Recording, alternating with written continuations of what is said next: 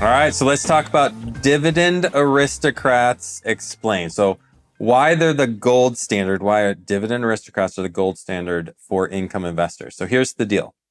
What do Coca-Cola, Johnson & Johnson, and Procter Gamble all have in common? They all make great products. Probably. It's one of them. They've been giving their investors a raise every single year longer than our show's been around by decades and decades and decades. Aristocrat, like, you know, the reason why they're the gold standard is just because they're the ones that are up on the pedestal. They stand the test of time. They do. Right? It's not just easy years and when the economy's great. It's, you know, it's all the time. They find a way and they make it a priority. Yeah, it's like the difference between a cell phone battery and a phone that's plugged into the wall. Right. The thing's, you know, one dies in a day, maybe two if you're lucky, depending on the phone you have, and one lasts forever. Yeah, I was gonna say. You're my teenager. Have you met Nikki? Maybe done by lunch. All right. So what is a Dividend Aristocrat? So it's a dividend-paying stock that has not only paid a dividend, but has consistently increased it for more than 25 years. So the Hall of Fame of dividend investing. Absolutely. Since we're all sports people here. That's it. You know, if we were back in middle school, high school days, this would be the varsity team that everybody wants to be on.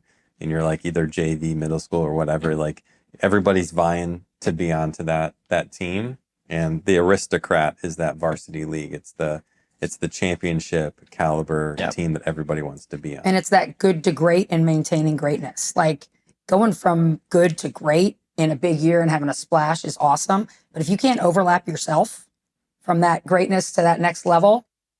Plus, if you think about everything we went through over the last 25 years, to think you could get through 01, 02, 3, 8, COVID. Like, how are they able to step up and keep distributing? And actually, I was going to, you stole my thunder there, man. The funny thing about that, think about how hard it is to not only pay a dividend for 25 years, but increase it over a 25-year period. And like you go back over the last 125 years, how many crazy things have happened in a 25-year period? We've had multiple wars. We've had the Great Depression. We've had oil embargoes. We've had bad presidencies. We've had an assassination of a presidency. We've gone to the moon. Right. You know, we've done all kinds of crazy stuff that has happened. We've had, you know, the blow up of the mortgage industry 2-3 times in the past 125 years. We've had all kinds of stuff go on. And don't forget COVID. I mean, we've had a lot. There's pandemics back. Pandemics, that's right. We've had those in the early 1900s.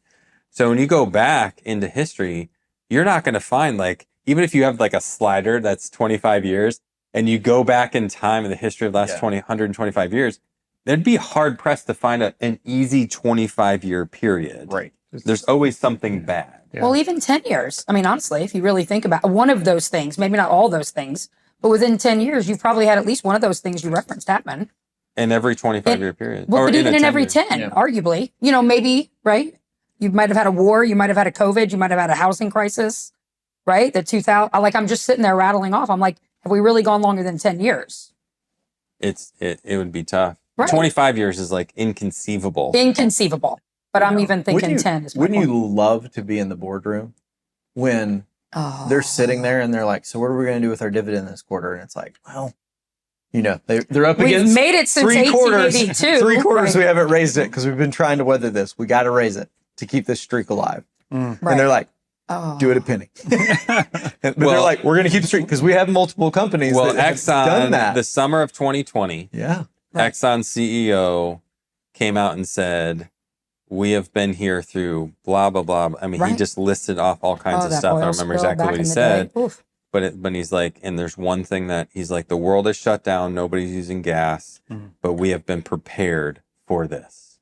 And the last thing that we're going to do is cut our dividend. And not only are we going to pay it, but we increased it that 1 penny. 1 cent. 1 penny to keep their risk. They wanted to keep a part of the varsity team. That's it. So they increased it 1 penny to say that they did it so they can keep their status. This is how important being a part of the gold status is to certain companies. Yeah. And the world shut down. Nobody was buying gas. Right. And nobody going out. Yeah, exactly. Nobody's using gas. Nobody's right. buying gas. Nobody's doing Right. anything. I was afraid to go outside. I remember I was using gloves to go grocery shopping. Well, and Just wiping your stuff. and we think, Down your bags when you got home. It's And horrible. we think about that, but remember, I mean, we had 5 clients retire in that year, and we're worried about gas. I had 5 much clients less retire in January. Oh, in of that. January Not alone. the Okay. whole, just in January. Yeah, no, and they survived Just before because Congratulations. You they get your have first companies dividend like check. Exxon that even through that challenging time, and arguably gas was one of the biggest hit, right? Yeah. And they could rely on them, right? And it's So a let's big talk deal. about why they're the gold standard. Okay, so I want to talk about the fact that they're reliable, Yeah. they're resilient, and they raise their income. So when we say reliable, what does that That's mean? 3 R's of like a killer dividend portfolio right Yeah. there, right? Like the reliability. I mean, at the end of the day, that is why we plan the way that we do. Whether you're 30, 40, 50, 60, 70, like you want reliable payers. You want to know that it's consistent, that you're always, to a certain degree, like you're always going to get that income. You know, and I think back into my life, you know, there's that one scenario when I was young, my family moved around a lot. Like I never lived in a city longer than like 6 years until I got married. Like there's a lot of times in my life where we'd move multiple times in a year. Like we were always on the move. So the reliability thing, I can totally relate going back into my life. Who's that person that would show up on moving day? You know, because you got friends, Yeah. and you'll find out who your friends are Right. when you move. That's right. when they show up, know, when it's like- there's nothing for them except for a You want me to backache. move boxes Right, all day? and hurt my back don't- and not be able to move for the I whole don't like weekend. doing it for myself. Right, right. Somebody else. Yeah, But if we were to liken that to a stock, like it's that stock that shows up on moving day and even when it's nobody hard else for them. does. ExxonMobil, during their oil spill, Yeah. when nobody was buying gas, they still were there for us as the So resilience, like we're talking about companies that have survived wars, recessions, inflation spikes. Like these are the most resilient. I don't want to keep going back to a Coke, but you think about a Coke, that type of product, that industry, you know, whether it's a Coke or Pepsi or that type of industry, you got chips and soft drinks. For whatever reason, when times are really tough, people like they that's a turn to it. vice. It's like that comfort food. Yeah, Yeah. And then when things are good, it's like, well, I'll still splurge on it. When times are bad, I'm going to live on it. right. I don't know why it's that way, why we're that mental. It's We a used to- staple of the grocery store. Like, Yeah. It doesn't Yeah. matter what it is. Like you're going to grab your 12-pack. Yeah. Well, coming from that company, I will say we used to make a joke that we sell life-saving devices with chips and soda because it's what people go to. Seriously, there's Hurricane Sandy in Jersey, and I was leading through, and you would thought they were going for soda and chips before they'd go for anything else. It's like they're going to be in their basement with their Coke and their chips and their Pepsi and their, you know. And Milk and the bread. last What's that? Milk and bread, Milk, Coke yeah. and chips. That's Coke all they and got, chips. right? and the I'd last like to one say is Pepsi and Frito. rising income. They don't just pay, they increase their dividend every single year. And, you know, there's a stat that we put on here, you know, over the last 30 years, Aristocrats have outperformed the market with less volatility. Actually, we can go back 40 years, 50 years, 60 years, 100 years. Dividend payers, specifically dividend raisers. Mm-hmm. So the stocks that we're talking about here have consistently not only outperformed the market, they've had less volatility, they've had better return, and they pay income. Right. Like when you understand, when you dig in, we're just talking about Aristocrats today, but when you dig into to really what's happened and what makes the market move, you would always be in dividends. Yeah. Because dividends Right. outperform, like they're the over 51% of the total market return. They're most of the income because nothing else pays. Okay. Right. Well, They're the all the bonds. income, yeah. Well, you got some bonds and stuff Well, in there. yeah. You know, and some interest bearing investments like a money market, which is But that typically wouldn't be terrible. like in this, they're Yeah. not in the exchanges, right? Correct. Yeah. Well, some of those funds are. Yeah. But the reality is dividend stocks are the mainstay and Aristocrats are the gold standard. I mean, they literally are probably the best growers out there with the most consistent, least volatility. Yeah. Is that Yeah, more steady does and that make reliable. sense? Yeah. Yeah. Yeah. I mean, there's volatility in them, but they're less volatile than just the growers. Correct. Yeah. Or just non-dividend Because payers. they have the tether of income. So let's talk about 3 myths. Okay, the first one, they're boring.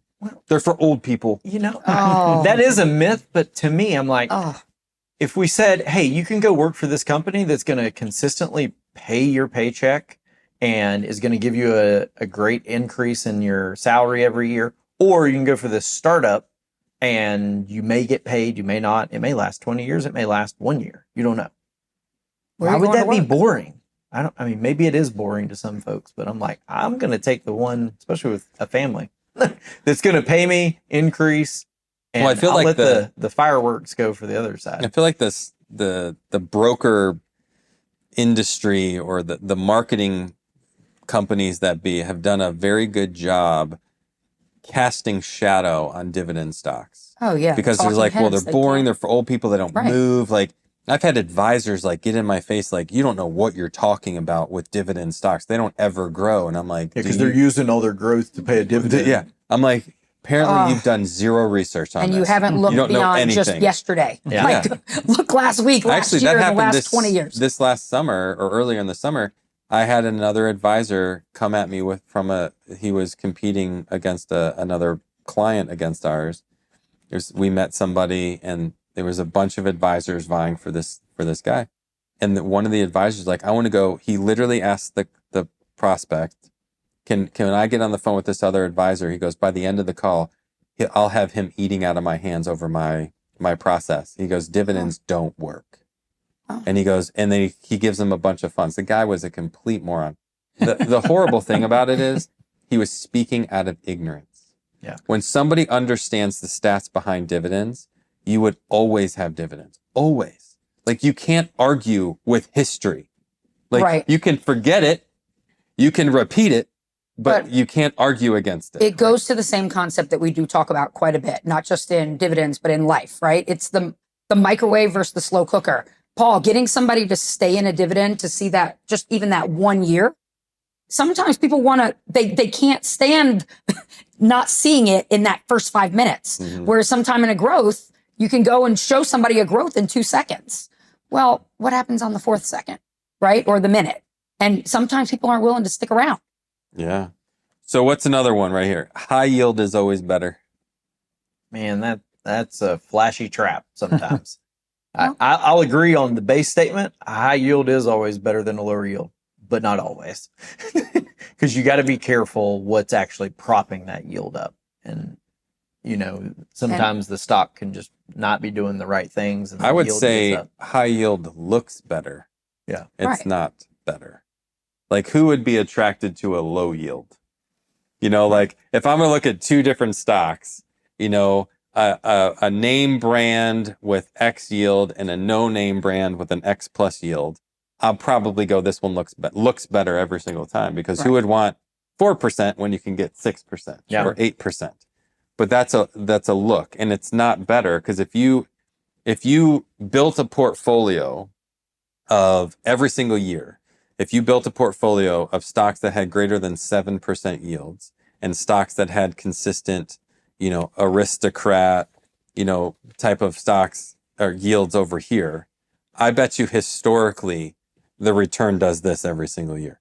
The one will go down and the other one will go up in yield and in return on the Aristocrat side. And the high yield will typically over time go down and the return will go negative. Yeah. I bet, because statistically, if you look at stocks that hold their dividend or increase their dividend, their performance, their real return is always positive and it's typically outperformed the market over a greater than 10-year period.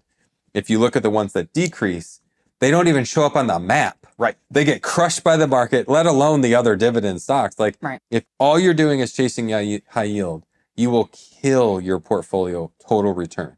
You'll eat into principal. And that's what they're saying is either boring or dangerous. That's right. And all they're doing is they're saying they're the high yield, not the Aristocrat. Sorry to go on a tangent there. Yeah. No. All right. Yeah. Myth number 3. They'll never cut. They'll never cut. They'll never cut their dividend. Yeah, nothing's guaranteed. Right. That's for sure. Well, I know some stocks that I could mention this year that have been Aristocrat status or really close to it that have cut their yield. We've seen stocks during the pandemic that were really strong payers that cut their yield, held or suspended their yield. Time, circumstance, environment can dictate the future. Mergers, acquisitions, management changes. You cut off, you kind of break up the company to make them more profitable. Then you got to reset dividends sometimes. that's what happened last year. We had a company that kind of broke apart into three AT&T. different companies. Well, AT&T was definitely one of them, but 3M did it. And they had been paying for like 52 years. And the CEO was like, we're sorry, but this is just because of how we're restructuring the company. It's going to happen. And like, sorry, but stay with us. We're going to start over. And they have. I mean, it's crazy to see it. So how do we use aristocrats in portfolios? Like, how would we recommend, not necessarily how do we do it, but what is the purpose of an aristocrat in a portfolio? If you're going to go out and do it yourself, like that's your like core, go find a few of these that you really like, that you can kind of start building your team around. It's that great centerpiece. It's the vet, right? It's the veteran on your team. It's the friend that shows up on moving day. Yeah. Well, I'd say it's more than that. I mean, that's important. I want that friend to show up when I move. But if I'm going to build a forest, or if I'm going to build a vineyard, or I'm going to build something, you have to start somewhere and build around it. And if I'm going to plant a forest, I'm going to start with an oak tree in the middle, the grand oak tree, and then build everything around it. And these aristocrats are that. It's that mainstay of the portfolio. It's the core of your portfolio that you can count on going, I'm going to at least be able to count on this type of income. It's not guaranteed. We understand that. Yeah. Pretty predictable. 50 years. Pretty predictable. You get a bunch of stocks in there that have that type of mentality. I'm going to feel really good about the longevity of at least that portion of the portfolio. And if something is going to go awry where there's going to be a change, you're going to see it because they have been so steady. You're going to start seeing this shift in culture and finances and how they're spending, and the writing will be kind of on the wall. So what are some takeaways? Aristocrats are a great place to start. The list is not very long. So it's a great place to start, especially whenever you're kind of doing it yourself or really looking at, hey, what is this dividend thing? And you're starting to educate yourself. Start with aristocrats. I think it's a great place to kind of build out. And look long-term and not just in the short term, right? High yield in 1 year, awesome. But what have they done over time? And what do they have to show for the future to be prepared to make sure they can continue paying it? Yeah, you just got to be aware of the shiny object. It's so easy to grab that shiny thing, and shortly after you're disappointed in the outcome. Yeah, and the last thing I'd say is really about our dividend starter kit. Inside of this kit, we do talk a good deal about aristocrats inside of this kit. And if you want this kit, we give it away absolutely free. It's a booklet. It's about 17 pages.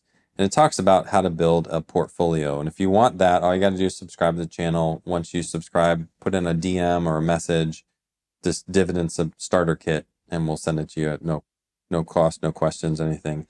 If you found any of this information useful, as always, we'd love for you to subscribe, and hopefully you've enjoyed and learned something today about dividend aristocrats. God bless.